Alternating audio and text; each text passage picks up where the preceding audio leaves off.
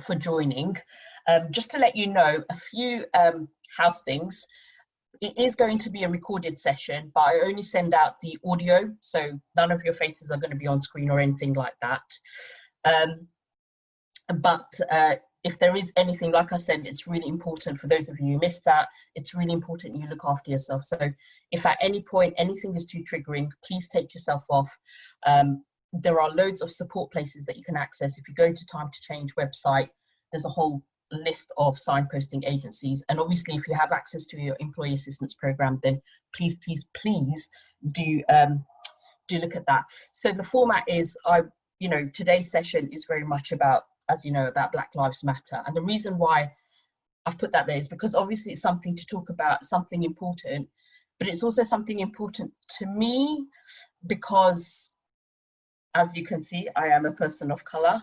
I hate saying that, to be honest, but I found myself with all this stuff happening, very confused. When I was prepping for this, I was looking for a speaker and I was thinking, who do I approach? Do I approach someone because they're Black to talk about their experience, or do I approach someone white to talk about their experience? And then I thought, well, why don't I just talk about it? Because to be honest, it's not something that I always think about. And there's so many reports and people's outrage and emotions and things like that going on that I don't know about you guys, but I feel very confused. I feel like someone's dragged me into a wood and I can't see wood for trees. Like, everything makes sense and nothing makes sense, And so this is why I thought I'll kind of start this off, just to kind of get a discussion going. So from my experiences, when you think about racism, I don't know if anyone thinks that, but when you think racist, you think automatically someone far right, being really violent and being really aggressive. But actually, that wasn't my experience at all. My first experience of racism was systemic, and it was at a school, and it was done within the school structure or the way that they must have developed their policies or something.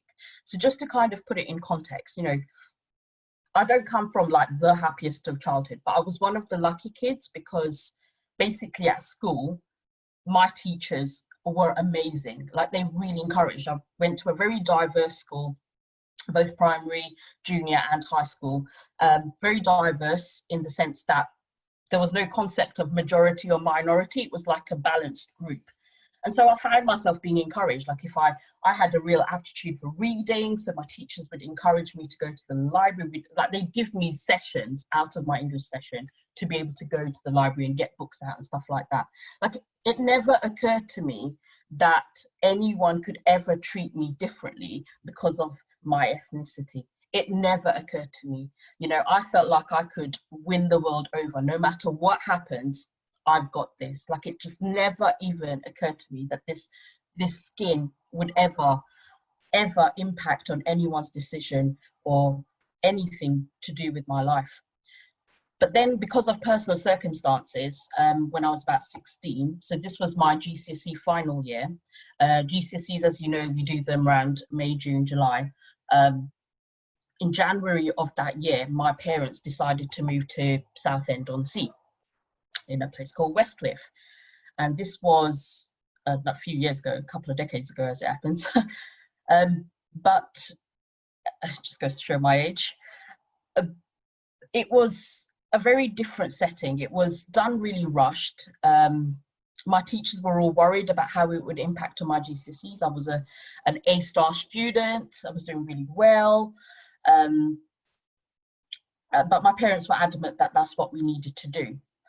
And so my teachers did actually talk to the new school. They talked about what grades I was at, what I needed to do. There was communication, etc. I thought it was all good. Anyway, on the first day, before we were taken anywhere else, we ended up in a room and we had to take a test.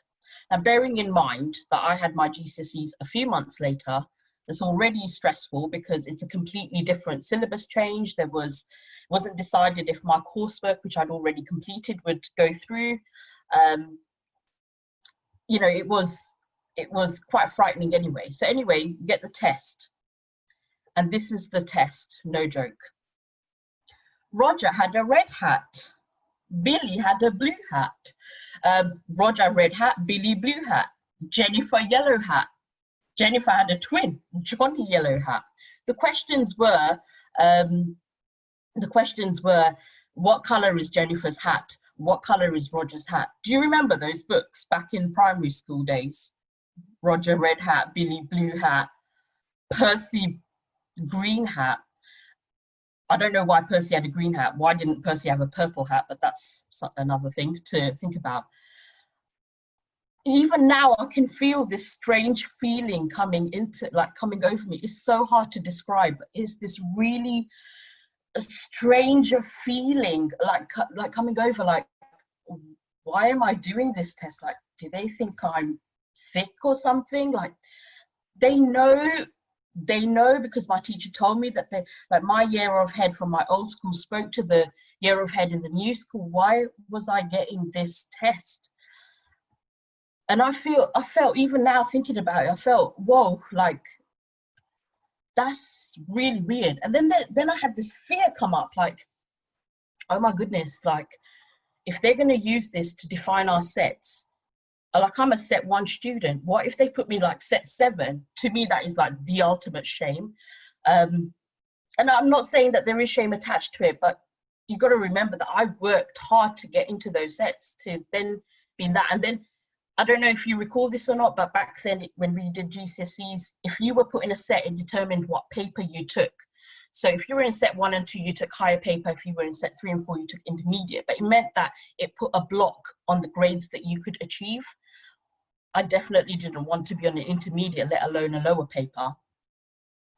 And so I said something to the person that supervised us. I said, you know what, this test is really stupid. Like, why are we doing this? Like, this doesn't even make sense to me.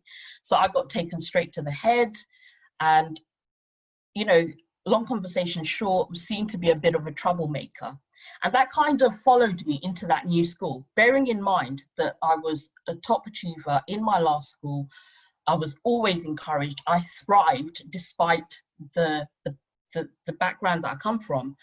In this school, it was a completely different experience. And I really struggled with the fact that I had to do a lot of stuff new.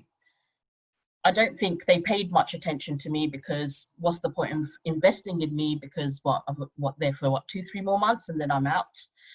And I kind of took that on board. So the only thing that I would go to is drama. Drama was the only lesson where there was some diversity. I think there were 2 other BAME kids.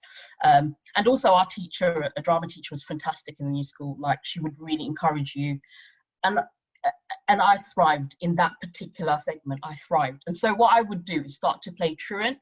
I would just rock up to school for my drama lesson, and then I would pick up bits from lunch and I'd walk home again. I literally turned up to school for my drama lesson, and then I would go off. And I would go home. I wouldn't like hang around anywhere, and I would revise.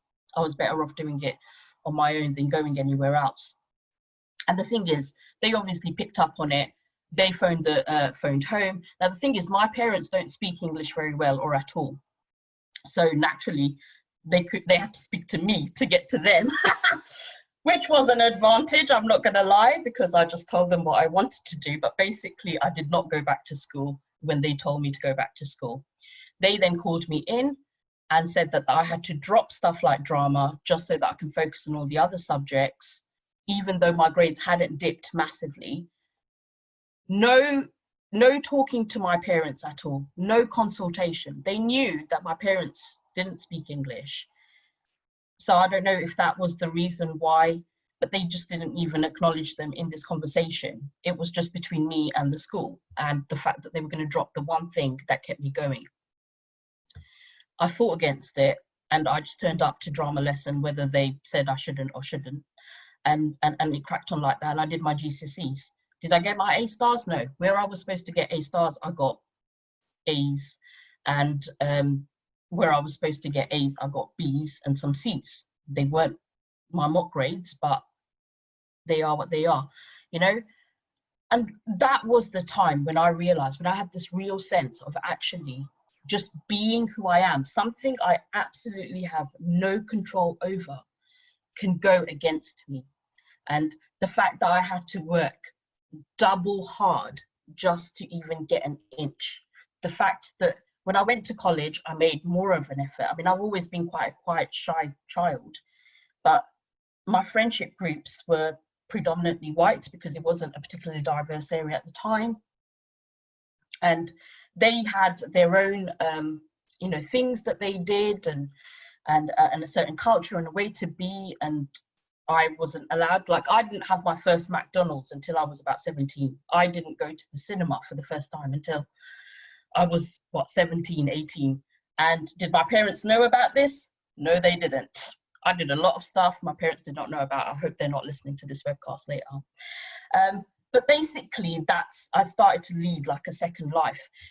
And it's really weird because when this kind of kicked off, like, bear in mind, like the Black Lives Matter stuff, this is decades later, I built myself a bubble where from college onwards, my friendship groups were predominantly white. And you know this thing that they talk about, white privilege? I feel like I have it, which is really weird because I don't know if it's because my friendship groups have been white and, you know, because they've endorsed me. I don't know what the words are. I don't know how to explain it to you.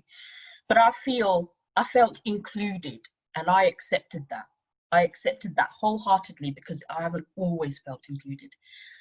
And so, you know, in my bubble, again, I feel like I can nail this world and stuff. And so when the Black Lives Matter thing happened, it was like, oh my goodness, this still exists. And okay, I feel like I'm in this bubble, but I've got a son. Like, would he be pinned down like that, like George Floyd was, you know, just because he's doing what he normally does? And he's got a very diverse friendship group. So does that make him more of a target?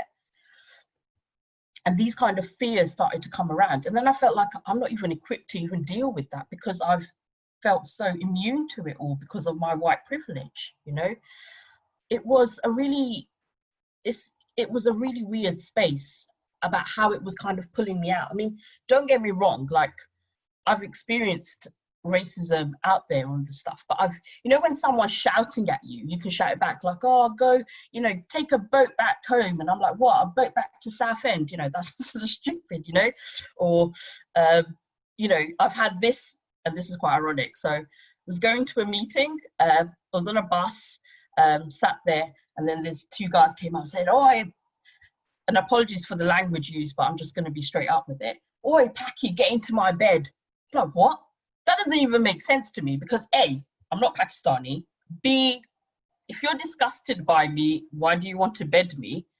But C, are you disgusted with yourself because you actually fancy me a little bit? I don't know. The ironic thing was that I was heading to a meeting with the assistant commissioner of that area to talk about how to encourage people to report hate crime. It didn't even occur to me that what happened to me was hate crime. I didn't even think about it because it's normal. Like, sometimes you go to these places and like outside of the areas that I tend to stay with, and you'd hear comments like, "Oh, where's your passport?" and stuff like that. So, you know, you get used to it. So anyway, went to them and went to this area, to this meeting, and I described what happened. They're like, "That's exactly what hate crime is." And she was like, "Do you want to report it?" And I'm like, "I don't really want to. I can't be bothered because this stuff happens all the time. Like, if we had to report things like this every time it happened, we might as well just live in the police station, you know what I mean? Like, it would be a lot easier, or have like a dial to the thing." So I just thought, nah, not really. But these kind of microaggressions, they like, I mean, these were obvious ones, but little things like going to the bar and you've seen me, haven't you? You've seen me twice, 3 times, but why are you always going to them? Okay, cool. Or again, in that area, like at a wide agency meeting, bear in mind that I was the only person of color in there. Every time they talked about anything to do with minorities, whether it's ethnicity, whether it's LGBTQ, whether it's gender stuff, disability, they would just look at me like I represented everything that stood for minority. I didn't. I felt, this is going to sound really weird, but I felt like a Lilt advert. That's what I felt like every time they would look at me. And if I said anything, it was always like, here she goes again. She's talking again. Because I would challenge until a point came where to be honest, I felt like I couldn't be bothered to challenge anymore.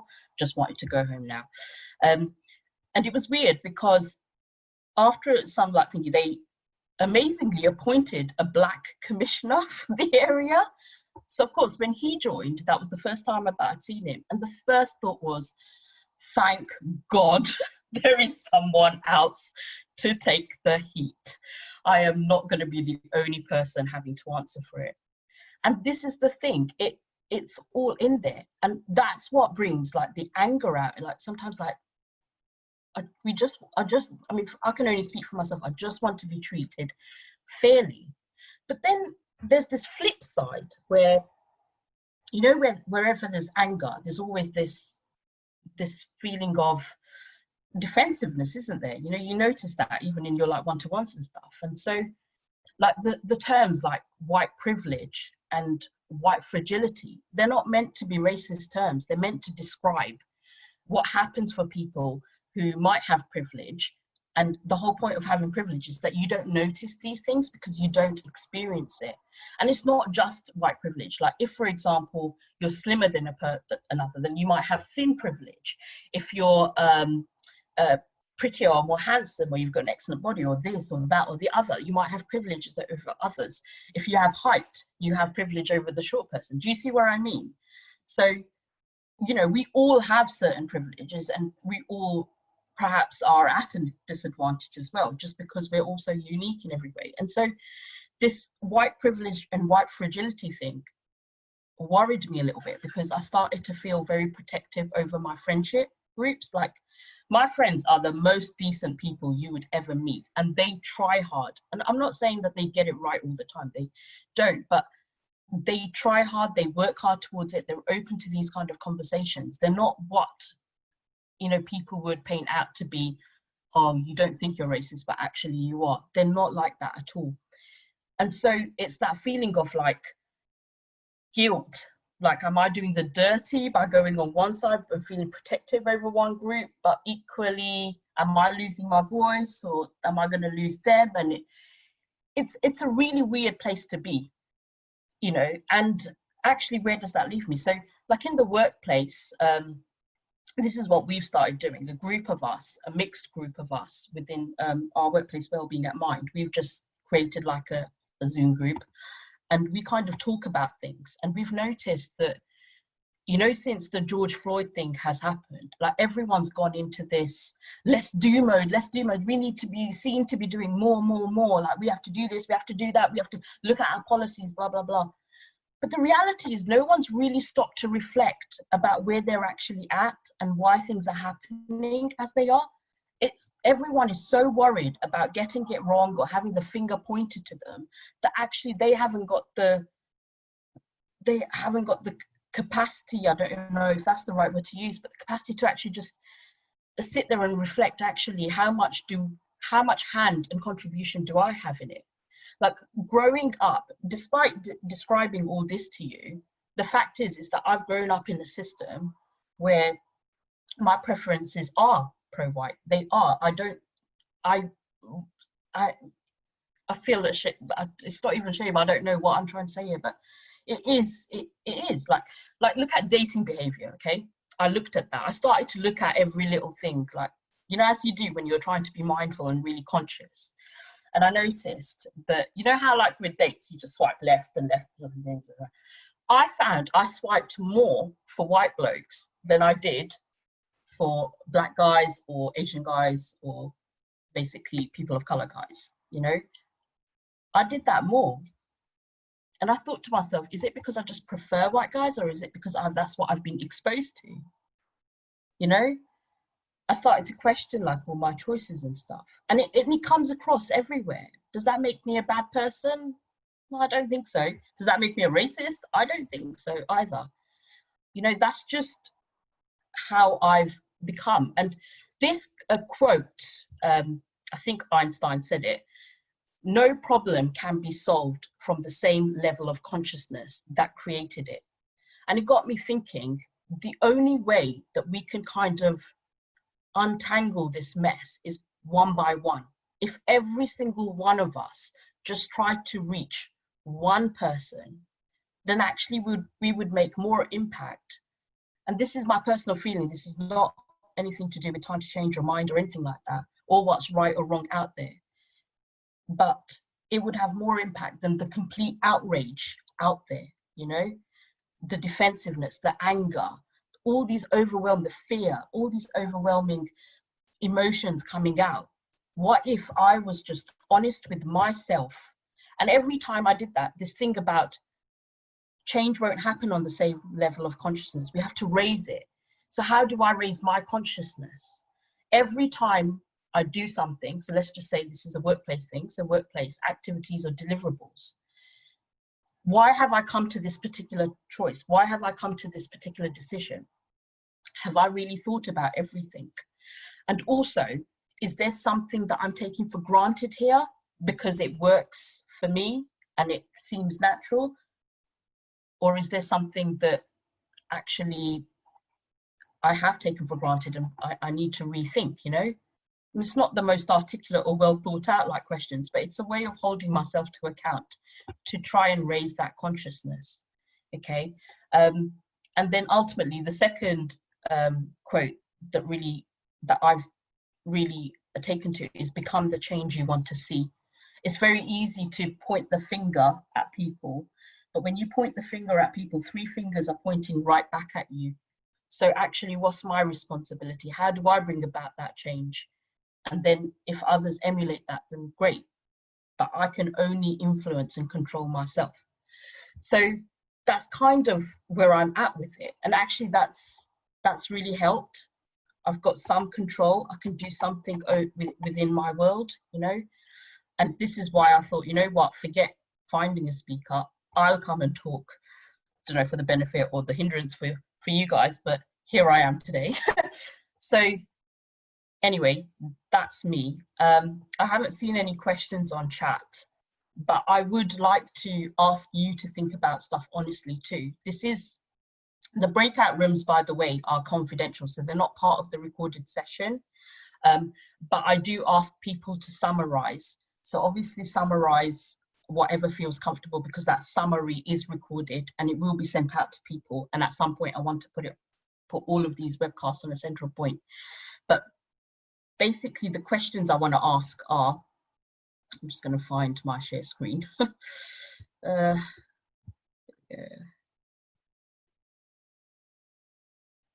So I don't know if people can see it.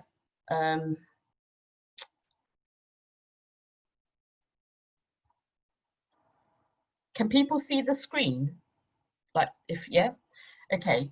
What I'd really like in your breakout session, so I'm going to put you in breakout rooms in a bit. And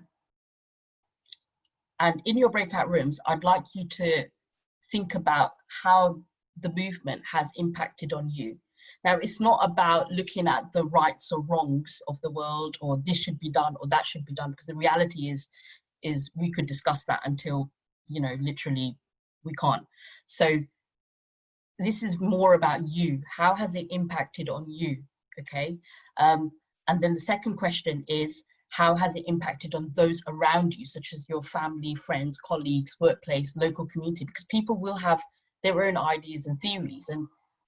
And how do you find yourself? Like, it's not about whether you agree with them or not, because I must admit, I can listen to about 20 different versions and agree with all of them and then find myself not agreeing. So it's not about that at all, but just basically just to kind of gauge and reflect on just our small world.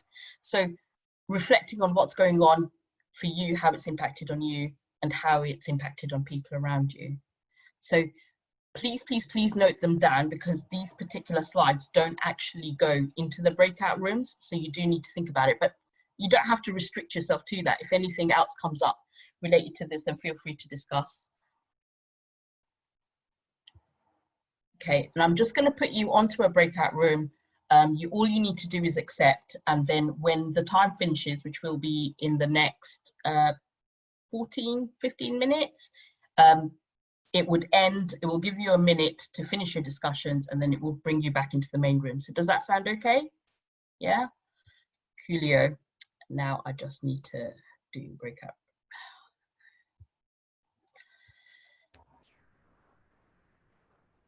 Okay, so I've created rooms, and I'll see you in 15.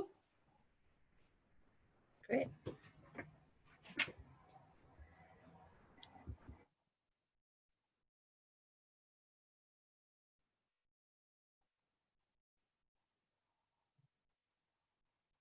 And put my recording button on.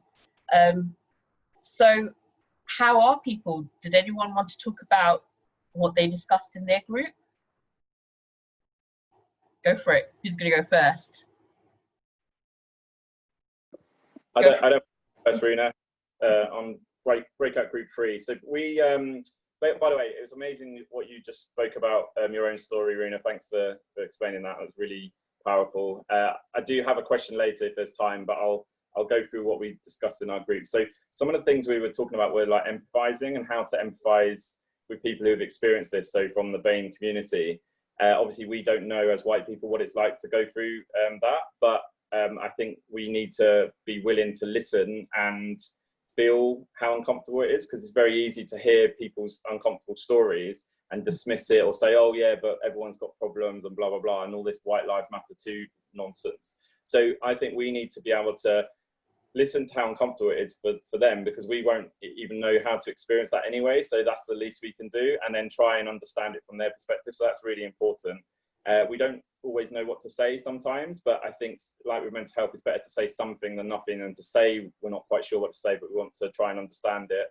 And also we've noticed we're trying to be sort of extra nice to people from BAME group to show them that we don't agree with all the racist stuff that some people do believe in. So it's kind of weird that you want to sort of implicitly explain, I don't agree with this racist stuff, I'm not like that, but it's a bit weird sometimes. So that's what we were kind of discussing. Okay, thank you for sharing. And I totally hear what you're saying. Like, it is hard to, like, you don't want to be tarred with that brush, but at the same time it's a case of acknowledging that we have that, because it isn't like, yes, white privilege has been heightened, but we all have privileges. Like, your education might be a privilege to you, what you look like might be a privilege to you, and it's acknowledging that. And I'm not saying acknowledging it all the time, but it's just being conscious that that happens. So thank you for sharing. Did anyone else want to share anything from the other groups? So we had group 3, I think. Go for it, Hannah. Hi. Yeah. Oh.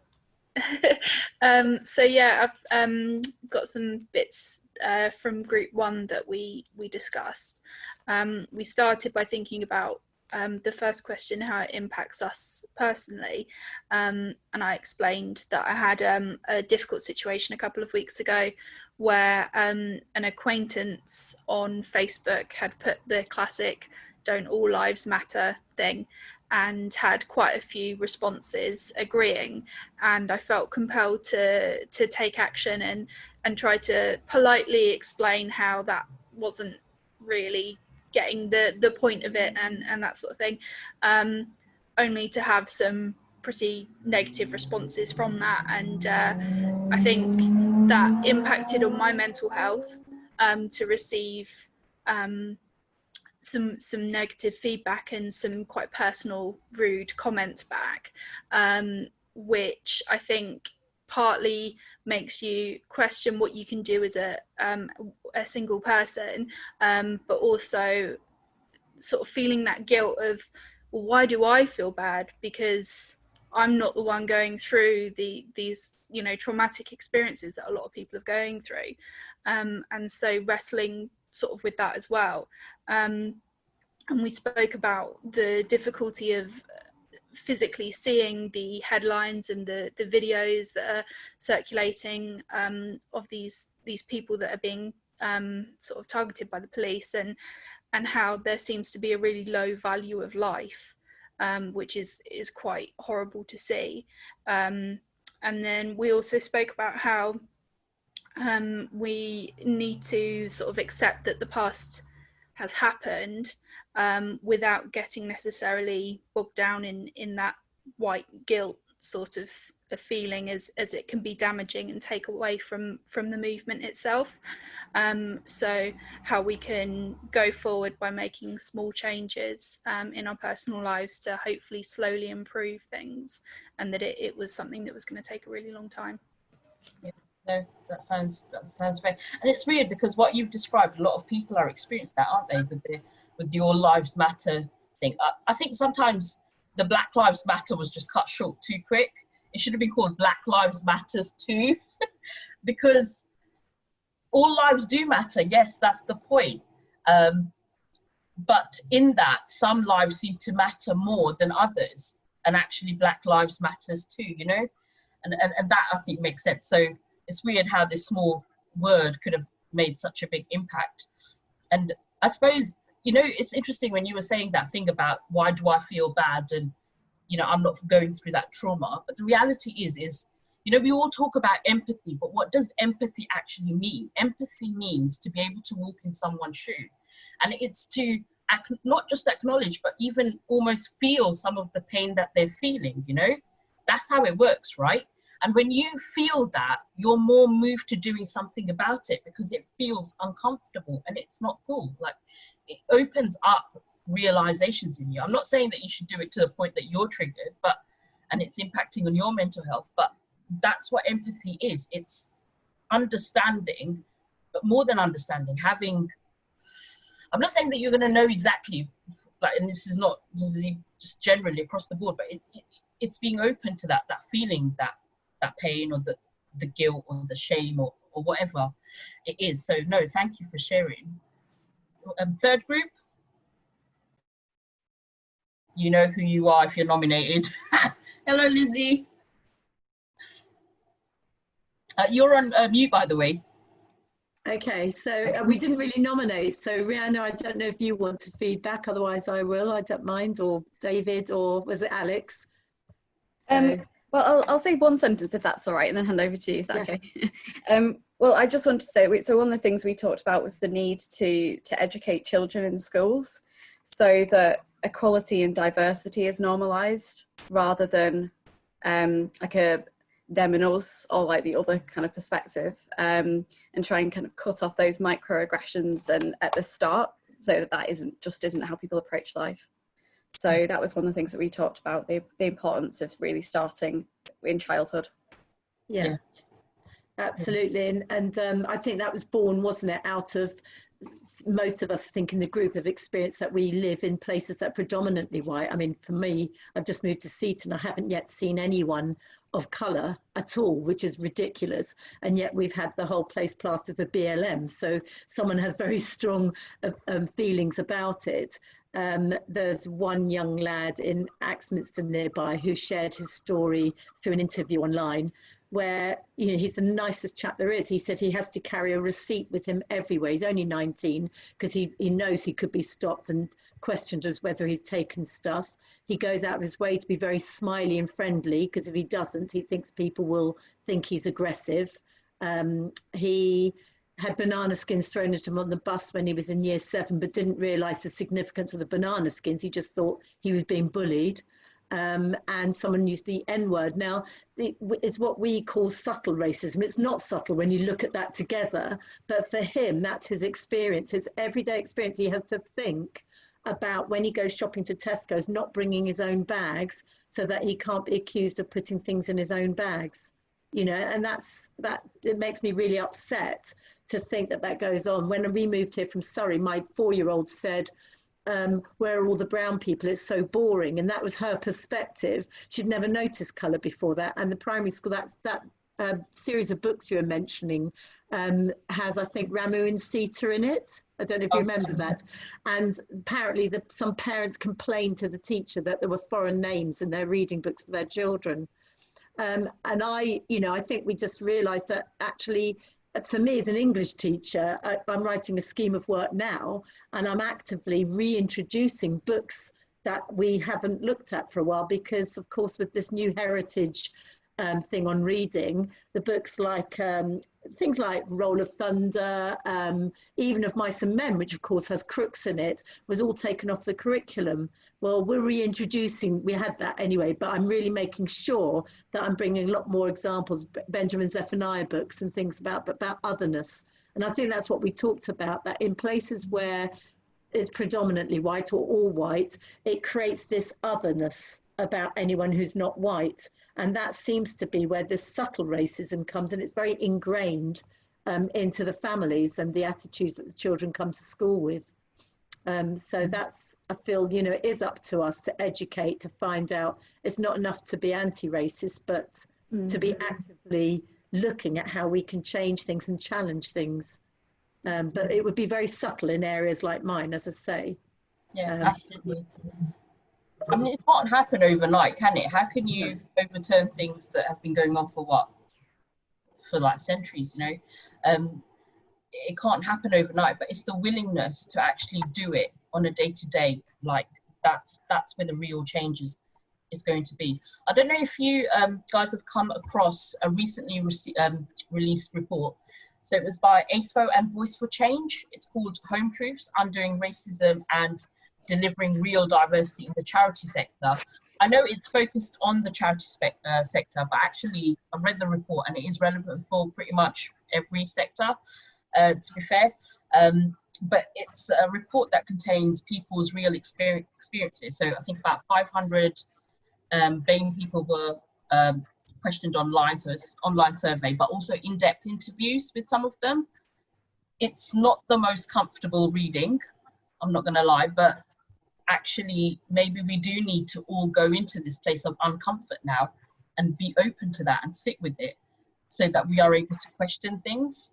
But it's really good, and it has got some recommendations and things that perhaps you can even suggest within your workplace and stuff.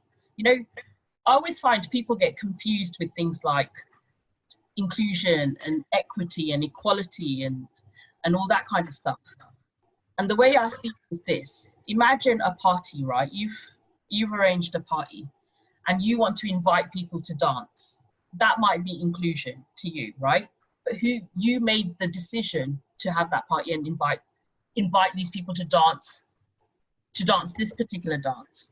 But true inclusion, where we're not even thinking about inclusion because it is already, because we're all part of this one thing, is actually deciding together what that dance should be. Does that make sense? Do you know what I mean? It's not, we're doing this, come on board, we need different feedback. It's, we are all different, and it's important that all our different opinions are brought to the table to create this dance. That is true inclusion, because the whole point of inclusion is that you get rid of it because there's no need to. Does that make sense? It is the utopia. It makes sense in my mind. Apologies if it doesn't make sense to you, and worse if you're listening to this after. But we can only do this one at a time. So before we finish off, any questions? I know someone had a question for me because I didn't see anything on chat. Yeah, Runa, sorry, I was just going to say, after you spoke, how do you think we as like non-BAME people can help change some of the opinions from like people who are really stuck in their ways about, oh, this isn't an issue and we suffer just as much and all that kind of stuff? What do you think we could do to try and help that? What do you mean, like BAME saying that? Or? No, so as in, like, you know how some people, like I think Hannah was saying on Facebook, where you get people saying, oh, right, okay, the White Lives Matter as well, and they're very sort of closed-minded. They don't want to listen to the fact that there is a problem here. I don't know how we can help with that. Do you know, honestly, if people want to believe certain things, it's really harder to kind of change their mind. All you can be is honest with yourself that this is what it is, and then put that forward. So in that scenario, yes, all lives matter, and explaining that Black Lives Matter too thing, for example, and just sort of explaining that sometimes we don't notice if we have that privilege, whether we're white or this or that or other, you know, and this is what it looks like. Like, you might be picked over someone else who's similar to you, but because of their color. Does that make sense? Or like even in the mental health world, we do this. It doesn't have to be a completely different conversation. Like, two people go for a job. one discloses or shares that they've managed their mental health experience, like they've had, lived experiences of mental health problems, and they manage it, and the other doesn't say anything.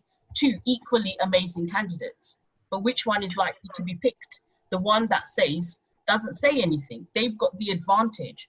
They've got the privilege of not having lived experience. Does that make sense?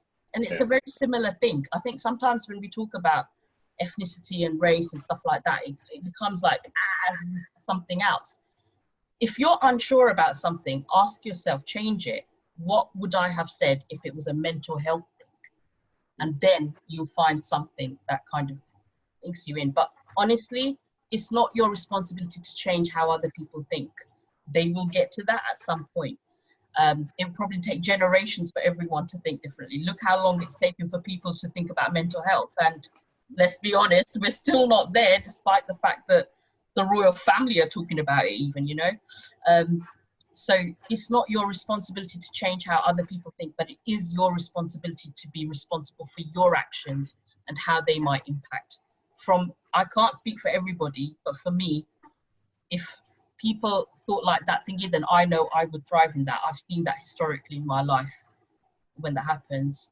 So how are people feeling? Yeah? Good, I actually. need to do a lot more, but good. It's a lot of food for thought though, isn't it? It's every single one of us have something in it, I don't want to end it like just run it off, but I do want to say thank you so much for being here today. Thank you so much for taking part and contributing.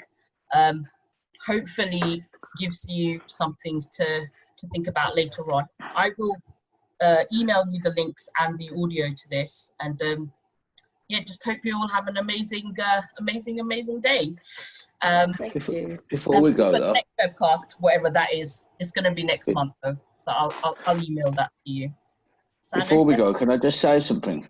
Because I don't know whether any of you have seen it, but when people have been saying, "Oh, white lives matter too" and stuff like that, there was a picture that I seen, and there was a guy on the floor with a broken leg, and there was another guy next to him trying to help him, and then he said to the next person, "Can you please ring an ambulance?"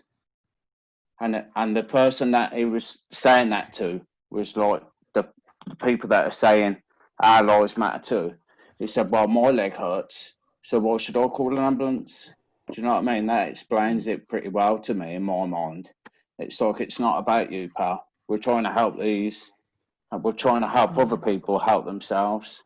So when people say that, I'll just picture that image in my head, and then I'll use that to explain to people the point of view, rather than saying, "Oh, well, my life matters too." It does, yes. Yeah. But all lives matter, and you've got to help who you can get through what they're getting through. So. Thank you, David. I think there was another one with the house thing, wasn't it? I saw that, the house on fire. But my house is on fire. It's more immediate to deal with. And they were directing the hose at the house next door, weren't they? Saying, but something like all houses matter. So they were spraying water on the house next door. I've also seen about the emotional thing that, if someone said to you, "My parents have just died, I'm really upset," you wouldn't turn around and say, "But everyone's parents die." Or, I really feel ill today. Well, everyone feels ill from time to time. Sort of dismissing it, and the hurt because that's hurtful. It might be true, but it's hurtful. And at that point in time, that person needs support and help. So that's it, isn't it? Bringing us all along together at the end of the day. And like you said, treating it as a mental health issue works pretty well, doesn't it? So. Yeah, stigma, isn't it? Because at the end of the day, you will have experienced it in one way or another. We've all had that moment where somebody said something you don't like, or someone's picked on you in a certain way, and maybe put yourself in their shoes and then try and deal with it that way. Mm-hmm. Yeah, well, it's true empathy, isn't it, really? It's now 12:06. I feel like we could go on forever. But I do need to end it there because otherwise Zoom will kick us out. I just want to say a massive thank you for coming on. And that's it really, and for listening. Thank you so much. Thank you. Take care of yourself. Thanks. Bye. Have a good day. Bye. Thank you. Bye.